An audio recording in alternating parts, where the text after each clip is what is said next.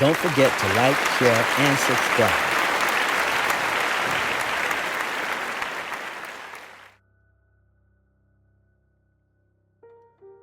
The body is an organization, it is a unit, and when it works together and it is successful, it should be healthy.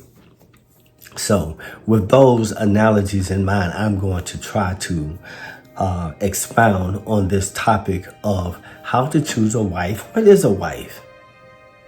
And what is a husband? And what is his responsibilities in the confinements of a marriage? Okay, so let's begin. Number one, I think what I would ask, the first question would be, marriage, I believe, because it is written about in scriptures or in any book of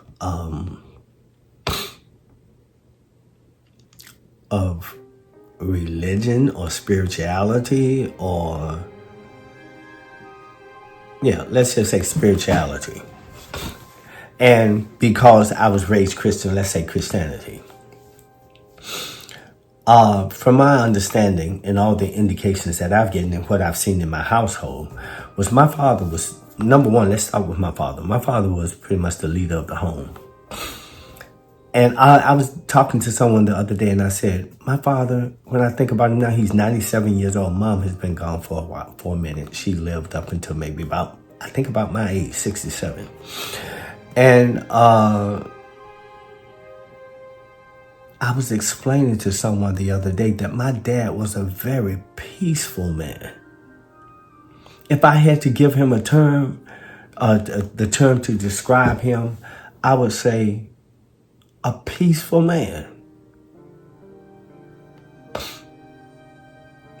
That's the way I saw him in my household. And a leader. I won't say with a big stick, but we knew that when he spoke, it was time for us to listen. And we did. And he had the last say-so in the house. It was just the way things were. Not that we were afraid in the sense of what people say afraid. No, it was honor and respect, fear. That type of, you just don't do this in front of, or you don't conduct yourself a certain way in the presence of nobility, in the presence of honor. It's just like going to court. The judge doesn't have to have a mean reputation or whatever. You're just supposed to understand that when you go before the court, that you should have a certain amount of reverence and put on your best behavior before them. So to put on my best behavior before my father and my mother is honor and respect and leadership. Okay, so the ultimate leadership in my home, in my parents' home, was my father's leadership. And he was a peaceful man, but yet at the same time, he had an orderly home. And we operated as an orderly unit there. Now, that's what I saw. Now let's go to the scriptures. I don't have the scriptures before me. Maybe I need to get that. But I don't have it before me. Because I really feel that as I read and as I studied that, I don't have to go to the scripture. I can say it is written. But I'm that word made flesh.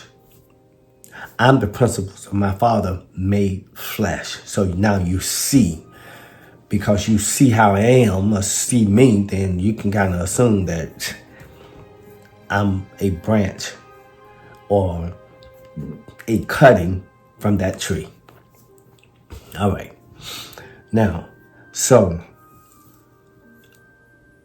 my understanding of marriage from the scriptures is that we have two people becoming one to create one body.